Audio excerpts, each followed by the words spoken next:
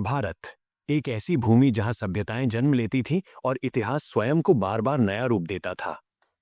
लेकिन एक समय ऐसा भी आया जब ये महान धरती अनेक छोटे छोटे राज्यों में बटी हुई थी। राजाओं के बीच शक्ति और अहंकार की लड़ाई चल रही थी और इसी कमजोरी को दूर पश्चिम से आने वाला एक विजेता पहचान चुका था। वह था सिकंदर, दुनिया को जीतने का सपना देखने वाला योद्धा। फारस, मिस्र और मध्य एशिया को जीतने के बाद उसकी सेना भारत की सीमाओं तक पहुंच चुकी थी। हजारों सैनिक, चमकते हथियार और अटूट आत्मविश्वास के साथ सिकंदर को विश्वास था कि दुनिया की तरह भारत भी उसके सामने झुक जाएगा। सिंधु नदी को पार करते हुए उसकी सेना आगे बढ़ी, जहां घोड़ों की टापों और सैनिकों की गर्जना ने धरती को हिला दिया। भारत के राज दरबारों में भय फैल गया और कई राजा बिना युद्ध के ही झुक गए। लेकिन एक राजा ऐसा था जिसने हार मानना नहीं सीखा था, राजा पोरस।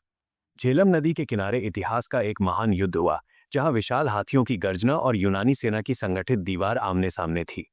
युद्ध भयंकर था, जिसमें अंततः सिकंदर विजयी हुआ। लेकिन पोरस की वीरता ने उसे इतना प्रभावित कर दिया कि जब सिकंदर ने पूछा, तुम्हारे साथ कैसा व्यवहार किया जाए, तो पोरस ने उत्तर दिया, जैसा एक राजा दूसरे राजा के साथ करता है। उस क्षण विजय से अधिक सम्मान की जीत हुई।